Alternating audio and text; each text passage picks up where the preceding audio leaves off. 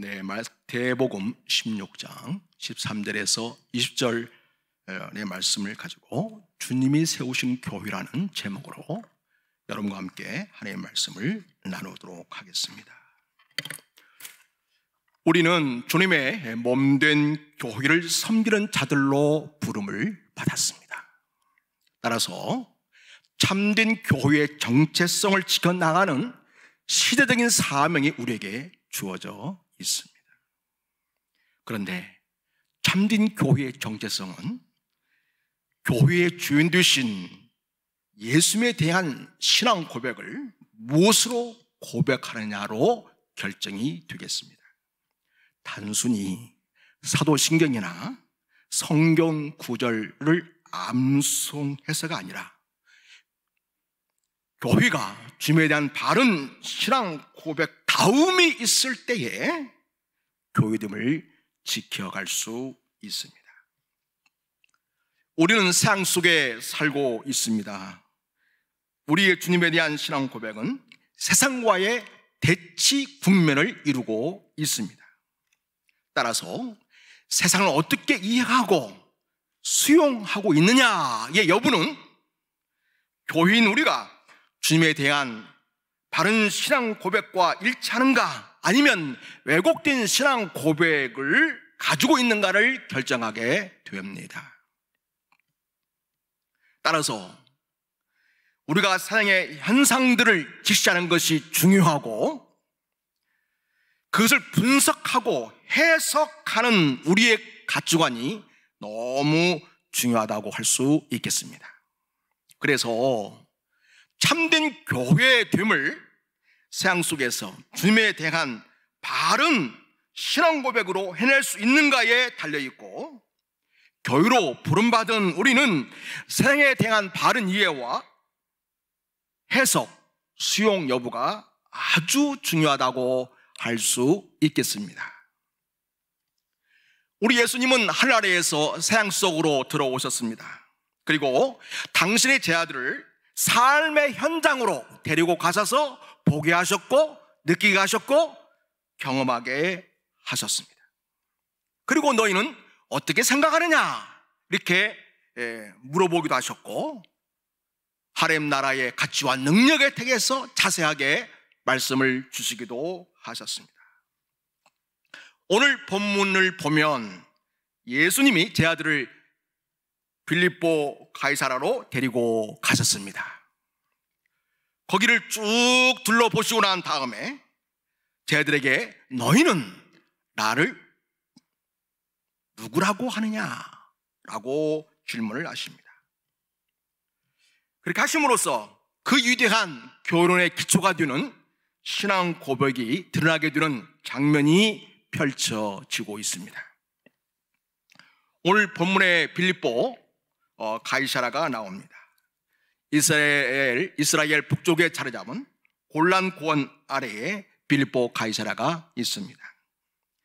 예수님 탄생 당시에 통치하던 헤롯 왕은 이곳을 가이사라로 불렀습니다. 그리고 그의 아들 빌립이 분봉왕을 뛰어서 거기를 다스릴 때에 이곳을 빌립보 가이사라다 이렇게 이름을 바꾸었습니다. 빌립보 가이사라는 말은 말 그대로 옮기면은 빌립의 가이사라입니다. 빌립은 헤롯 대왕 중의 아들 중 하나인데 이스라엘의 북반부를 다스리는 분봉왕을 가리킵니다.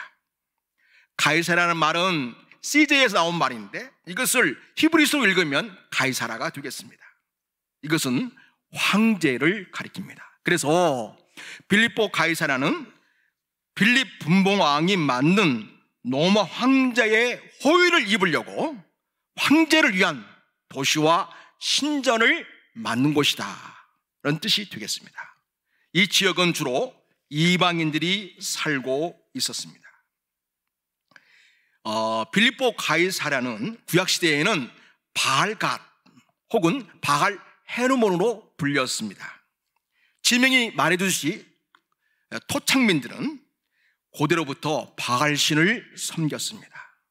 가나안 족속이 살던 고대 시대부터 암벽과 동굴을 이용해서 자연신 바알을 모시던 그런 삶을 살았습니다. 그러다가 그 지역이 헬라어가 되기 시작하면서부터 그 지역에는 판이라는 신이 주신으로 자리를 잡게 됩니다. 이 목양신이라고 하는 이 판신은 얼굴은 사람 모양을 하고 몸은 염소 모양을 하고 있습니다. 이 판신은 바알신과 마찬가지로 아이를 많이 낳게 하는 다산과 그리고 무줄과 번영을 주는 그런 신으로 알려져 있습니다. 헤롯 빌립 왕은 여기에다가 로마 황제에게 잘 보이기 위해서 판신을 신전을 정비할 뿐만 아니라 또 황제를 위한 신전도 짓기도 합니다. 그래서 세운 신전이 바로 아우구스투스 황제의 신전입니다. 로마 시대에는 황제를 인간인 황제를 신으로 추앙하고 섬기게 했습니다. 그리고 그 아우구스투스 신전 옆에는 제우스 신전도 세웁니다. 제우스 신은 여러분도 아시다시피 그리스와 로마시에 나오는 최고의 신, 그래서 주신이다 이렇게 일컫습니다. 일반 사람들은 이 빌보 가이사랴의 신전에서 아이를 많이 낳고 또 재산을 늘리고 건강하게 오래 살기를 바랬고 또 전 세계를 지배하는 어마어마한 권력을 가진 황제의 호의를 잊기 원했습니다. 또 세상을 지배한다는 제우스 신의 호의를 잊기를 원했습니다. 그런 생각으로 빌보 가이사랴에 있는 신전에서 신들을 숭배해 왔었습니다. 다산, 돈, 권력을 얻고 그리고 보호받기를 바라며 신상들 앞에서 자신의 운명을 맡기면서 신들이 보살펴 주기를 바라는 마음으로 살고 있었습니다.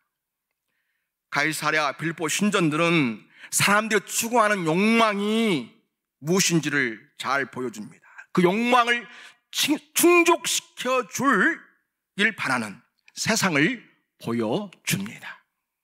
예수님은 제들과 그 신전들을 다 둘러보고 난 다음에 갑자기 제들에게 질문을 던지십니다. 사람들이 나를 누구라고 하더냐? 예수님이 신전에서 보여주는 세상의 신과 배치되는 당신의 정체성을 제 아들이 제대로 이해하고 있는가를 테스트하고 있습니다. 어떤 사람들은 예수님을 이해하기를 그 신전에서 보았던 신들이 주는 것들을 대신 줄 수 있는 분으로 이해하기도 합니다. 다산, 부와 권력, 그리고 안전과 보호를 보장해 주는 분으로 예수님을 이해합니다. 그리고 설교 시간이면 그런 세상적인 복들을 누구보다 더 많이 주는 신과 같은 분 정도로 이해해서 예수님을 일반적인 신들의 수준으로 떨어뜨리는 사람들이 있습니다. 또한 목회자가 되어서도 예수님을 그렇게 이해한 사람들은 교회 운영과 또 교회 정치에서도 여전히 돈과 권력의 신여로 전락해 있는 모습들을 보여줍니다. 그래서 수많은 교회마다 문제를 일으키고 교회에 덕을 세우지 못하는 모습들을 연출합니다. 입술로는 주님에 대한 신앙 고백이 있는 것 같아 보이기도 하고 말로는 소위 의로운 말들을 쏟아내고 있지만 주님에 대한 이해의 수준이 세상적인 수준이라면 그 사람은 여전히 예수님을 저 빌립보 가이사랴 신전에 있는 신들의 하나로 간주하는 종교적인 수준의 모습을 드러낼 수밖에 없습니다. 그런 자들로 구성된 교회라면 그 교회는 참된 교회라고 할 수 없겠습니다.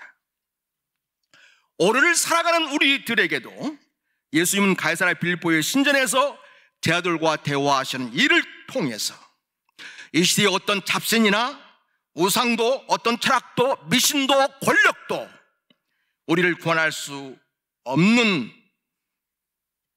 것을 주님은 말씀하고 있습니다. 오직 예수님만이 유일한 신이시며 우리의 구원자로 믿기를 원하십니다. 예수님의 질문에 제 아들이 대답합니다. 예수님, 더러는 예수님을 세례 요한이라고도 하고, 더러는 엘리야라고도 하고, 더러는 에레미야라고도 합디다. 사실 구약의 이런 선지자들의 모습은 우리 주님에게 있는 것이 사실이지요. 그렇지만 주님은 그 이상의 정체성을 가지신 분이십니다. 주님은 제 아들의 대답을 듣고 가타부타 아무런 말씀을 하지 않으십니다. 그리고 이어서 질문을 하십니다. 그러면 너희는 나를 누구라고 하느냐? 이 질문을 통해 예수님이 제자들에게 기대하는 대답이 어떤 것이었을까요? 일반 사람들이 생각하는, 일반 신들에 대한 기대하는 그런 것과는 다른 예수님에 대한 바른 신앙 고백이 있기를 기대하셨겠습니다. 그때 베드로가 나서서 대답합니다. 16절입니다. 우리 다 같이 읽겠습니다. 주는 그리스도시요 살아계신 하나님의 아들이십니다. 그때 예수님이 베드로의 대답에 어떤 반응을 보이십니까? 17절입니다. 우리 같이 읽겠습니다. 예수께서 대답하여 이르시되 바요나 시몬아, 네가 복이 있도다. 이를 내게 알게 한 이는 혈육이 아니요 하늘에 계신 내 아버지시니라. 주님이 베드로의 대답에 만족하셨습니다. 기뻐하셨습니다. 그 대답은 베드로가 머리로 알 수 있는 대답이 아니고 하나님이 알게 해 주셔서 말하게 된 대답이다 라고 하시면서 칭찬을 하셨습니다. 예수님은 베드로의 대답을 통해 예수님에 대해 분명히 하고 싶어하는 것이 무엇입니까? 먼저 예수님은 주시다라는 것입니다. 당시에 주라는 말은 사람이 신에게 쓰는 말입니다. 또 종이 주인에게 사용한 말입니다. 또 신하가 또 일반 백성들이 황제에게 사용하는 말이기도 했습니다. 그래서 이 고백은 민간인들이 믿고 있는 다상과 번영을 준다는 판신이나 권력의 신인 아우구스투스 신이나 신과 인간의 아버지라고 알고 있는 제우스 신도 자기 주인이 아니다는 고백이 되겠습니다. 이 베드로의 고백은 이 생의 그 무엇도 제 삶의 주인이 될 수 없고 오직 예수님만이 제 인생의 주인이십니다라는 것입니다. 주님만이 나의 주인 되시며 모든 것 되신 분이시며 나의 진정한 권력자이신 분이십니다 라는 고백입니다. 또한 내 생명은 주님의 것입니다 라는 고백이 되겠습니다. 내 인생의 운명은 주님의 손에 있습니다 라는 고백이 되겠습니다. 베드로는 그 신앙 고백에서 예수님은 그리스도이십니다 이렇게 고백하고 있습니다. 그리스도라는 말은 헬라어이죠. 히브리어는 메시아입니다. 메시아라는 말은 기름 부은 반자라는 뜻으로 우리가 잘 알고 있습니다. 구약에서 기름 부은 반자는 하나님의 특별한 선택을 받는 자들이었습니다. 대제사장이나 선지자나 왕이 기름 부음을 받았습니다. 더 나아가 구약 성경은 하나님이 보내실 최종적인 메시아는 바로 이스라엘을 구원한 다윗의 자손이 될 것을 알려주셨습니다. 그래서 그리스도이십니다 라는 고백은 다윗의 자손으로 우리를 구원하러 오신 분이십니다 라는 것입니다. 그렇습니다. 예수님 우리를 구원하러 오신 분이십니다. 우리를 죄와 사망에서 해방시켜 주시는 그러한 유일하신 구원자이시라는 뜻입니다. 예수님은 우리를 죄에서 구원하시고 마귀의 권세에서 구원하시고 영원한 저주와 지옥에서 건지시는 분이십니다. 그 다음에 베드로의 고백에서 주님에 대한 신앙 고백은 살아계신 하나님의 아들이십니다 라는 것입니다. 하나님은 잡다한 신들과는 다른 분이십니다. 그분은 영원히 사시는 분이십니다. 다른 신들은 다 죽어 있고, 물론 원래부터 죽은 거였지만은 지금은 그저 사람들이 돌로 만든 형상만 있을 뿐입니다. 판신이나 바알신이나 황제신이나 제우스신이나 그 위에 잡다한 신들은 다 죽어서 말이 없습니다. 그러나 하나님은 세세토록 사시는 분이십니다. 예수님은 그 하나님의 아들이십니다. 그 많은 하나님의 아들로서 예수님도 하나님이시요 영원히 사시는 분이심을 믿습니다 라는 그런 고백이 되겠습니다. 실제로 예수님은 영원 전부터 사셨습니다. 우리가 요한복음 1장 1절에 태초의 말씀이 계시니라, 이 말씀이 하나님과 함께 계시는데 이 말씀이 곧 하나님이시다. 그분이 바로 그 말씀 누구냐면 말씀이신 하나님이 바로 예수님으로 창세 전부터 계신 분이심을 우리는 알 수 있겠습니다. 또한 이 예수님은 이 땅에 오셔서 우리를 위해 십자가에 죽어 주셨으나 다시 살아나셨고 부활하셔서 지금은 하늘 보좌에서 영원토록 살아계시는 하나님이십니다. 이 주님에 대한 신앙 고백은 주님이 말씀하신 대로 복된 고백입니다. 예수님이 이 베드로의 고백을 듣고 기뻐하셨습니다. 그리고 그 신앙 고백 위에 내가 교회를 세우겠다라고 말씀을 하십니다. 자, 18절입니다. 18절을 같이 읽겠습니다. 시작. 또 내가 내게 이르노니 너는 베드로라. 내가 이 반석 위에 내 교회를 세우리니 음부의 권세가 이기지 못하리라. 베드로는 고유명사로서 헬라어로 하면 페트로스이고, 반석은 중성명사죠. 그래서 페트라입니다. 돌 혹은 바위라는 뜻이죠. 그래서 흔들지 않는 견고한 기초를 의미합니다. 교회에 흔들지 않는 견고한 기초는 바로 예수님에 대한 바른 신앙 고백입니다. 거기에다가 예수님은 당신의 교회를 세우시겠다고 하셨습니다. 교회의 진정한 소유주, 통치자, 교회의 머리는 오직 예수님이신 것을 믿습니다. 그러니 이 세상에 있는 누구라도 교회를 자기 것이라 할 수 없고 자기 것 마냥 임의대로 목회하거나 관리할 수 없습니다.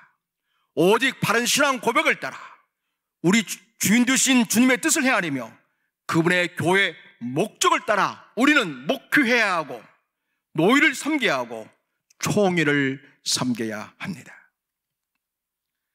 또한 교회를 세우시겠다는 예수님은 교회에게 놀라운 권세를 유임해 주십니다. 그것은 바로 음부의 권세를 이기는 것입니다. 예수님의 교회는 음부의 권세가 늘 방해를 합니다. 그러나 교회는 음부의 권세를 이깁니다. 승리합니다. 18절을 같이 읽겠습니다. 시작. 또 내가 내게 이르노니 너는 베드로라. 내가 이 반석 위에 내 교회를 세우리니 그 다음에 음부의 권세가 이기지 못하리라. 아멘. 음부의 권세는 우리가 세상을 바라보는 가치관을 통해 역사할 수 있습니다. 잘못된 세상의 시각과 판단으로 목회를 하게 되면 음부의 권세가 타고 들어와서 주님의 몸인 교회가 잘못되게 되고 혼란에 빠지게 됩니다. 그래서 음부의 권세를 이기는 능력도 우리 자신에게 있는 것은 아니고 우리에게 유임된 것인데, 그건 역시 주님에 대한 바른 신앙 고백 위에 서 있을 때 능력을 나타나게 된다는 것을 잊어서는 안 되겠습니다. 음부의 권세는 돈을 타고 들어오고 정치 권력을 타고 들어오기도 합니다. 그래서 우리는 불의한 돈을 거부할 수 있어야 하고 불의한 권력과의 결탁도 거부할 수 있어야 합니다. 총회 임원의 선출 방식이 제비복귀에서 직접 선거 방식으로 바뀌었습니다. 후보자는 한 표라도 더 얻어야 하기 때문에 거기에서 돈의 힘을 의지하려는 유혹을 받습니다. 그래서 돈으로 표를 사려 들 것입니다. 또 돈을 받을 죄에 있는 사람들은 관례대로, 관례이니까 좋은 것이 좋은 거니까 이렇게 스스로 합리화하면서 돈과 권력의 유혹에 쉽게 무너지는 현상들이 나타나기 시작합니다. 이것이 우리 스스로가 교회의 거룩성을 훼손하고 음부의 권세에 스스로 무너지는 길을 터놓는 것입니다. 여러분, 이럴 때는 사연도 찍어놓고 녹음도 해야 합니다. 그리고 선거관리위원회에 신고해야 합니다. 여러분, 신고가 믿음의 행위입니다. 신고가 사랑입니다. 적어도 그 정도는 해야 그나마 교회 공동체가 음부의 권세에 무너지는 험한 꼴을 당하지 않게 됩니다. 또한 주어진 공식적인 자리를 이용해서 세상의 어떤 정치적인 연대를 취하는 일도 악한 것입니다. 이것 또한 교회가 음부의 권세에 차를 내어주는 일이 될 수 있다는 것을 우리는 생각해야 합니다. 지난번 총회는 2020년 2월 28일자로 문서번호 총전 제104호 19호에 차별금지법 반대 전단지 활용 방법과 전단지를 공문으로서 각 교회에 발송을 했습니다. 하지만 이 총회 공문은 심각한 하자를 가지고 있었습니다. 이 공문은 차별금지 반대를 빌미로 정치적 이데올로기를 반영해서 선거 개입의 여지를 공문으로서 보여주었기 때문에 총회 공문으로서의 공적 가치를 잃고 있었습니다. 공문 내에는 이런 내용도 있습니다. 이번 선거는 자유민주주의 체제로 남느냐 사회주의 체제로 가느냐 심각한 기류에 있습니다. 사유로 총선에서 우리의 선택에 따라 결과가 달라집니다. 이렇게 이데올로기적 관점으로 정치적 그리고 선택을 하라고 기술하고 있습니다. 그 공문을 내용을 보면 그 공문을 작성한 사람이 자유민주주의나 사회주의에 대한 일반 지식이 너무 부족하다는 것을 적나라하게 보여주고 있습니다. 반기독교 세력 대응위원회는 기본 지식도 없는 품격을 상실한 공문을 작성했고 그걸 또한 적절한 경로를 통해서 검증되어야 함에도 불구하고 그거 없이 모든 총회 산하의 교회에 발송되어서 이 공문의 하자를 알고 있는 수많은 목회자들과 장로님들은 분개했습니다. 그리고 투표의 반영을 유도하는 내용으로 전개했다는 것을 우리는 보게 됩니다.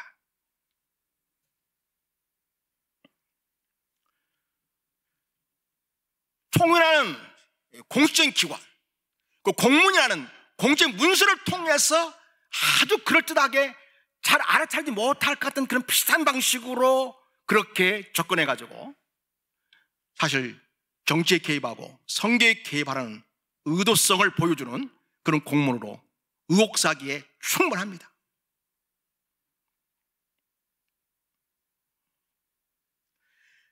그래서 우리가 세상에서 살고 있는 교우들을 복음의 가치관을 세워가고 무장시켜서 승리하게 하기 위해서는 우리는 부지런히 세상의 이슈에 대해서 알아야 합니다.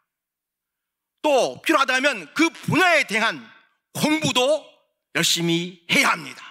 그래야 목회자나 교육 지도자인 우리가 성도들에게 무지를 드러내지 않고 이러한 이슈와 현상에 대해서 참된 교육임을 지켜가는 것이 무엇인가? 우리가 복음을 지켜나가고 복음으로 삶으로 살아내는 것이 무엇인가? 이러한 사회 속에서 어떻게 살아내는 것이 진정한 그리스도인의 삶의 모습인가에 대한 분명한 방향과 지침을 줄 수 있어야 하겠습니다. 그래서 여러분, 세상을 알지 못하면 또 세상에 대한 기본적인 정보나 상식이 없으면 우리는 이 험한 세상 속에서 급변하는 경랑의 시대 속에서 리더로서의 역할을 감당할 수 없고 교회의 지도자로서의 리더십을 발휘할 수 없다는 것을 우리는 절실하게 알아야 하겠습니다. 사랑하는 여러분, 세속화라는 말이 있습니다. 이 세속화라는 말은 선교학에서는 선교할 때 그 현장에 성육신화하는 그와 같은 의미에서 세속화라는 말을 사용합니다. 내가 몸담고 있는 그 교회에 내가 성육신해야 되겠습니다. 내가 몸담고 있는 그 지역 사회에 내가 성육신해야 합니다. 내가 선교하고 있는 그 현장에 선교사님들은 성육신할 때에 비로소 선교는 시작될 수 있다라고 가르칩니다. 또 이 선교, 이 세속화라는 말은 교회론에서 쓰고 있습니다. 교회론에서 세속화는 뭐냐면 교회의 변질과 타락을 의미합니다. 교회가 세상을 닮아가는, 그래서 교회의 정체성을 잃어버리는 주님의 몸된 교회로서의 가치와 그 주의를 잃어버리는 그런 모습들을 지적하는 표현이기도 합니다. 우리가 참된 교회됨을 지켜내느냐, 지키지 못하느냐, 그것은 베드로의 신앙 고백과 같은 원초적인 신앙 고백의 진정성이 무엇이냐에 달려있다고 할 수가 있겠습니다. 따라서 우리는 매 순간순간 우리가 하고 있는 목회 일과 그리고 노예를 섬기고 또 총회를 섬기는 그 과정 속에서 끊임없이 질문해야 됩니다. 나의 진정한 주님에 대한 신앙 고백은 무엇인가에 대한 점검이 있어야 되겠습니다. 암송하는 언어로서가 아니라 실제로 교회됨을 드러내고 교회됨을 이루어가는 그런 내용으로서의 나의 참된 신앙 고백이 되고 있는가에 대한 진단과 점검이 우리에게 필요하다 하겠습니다.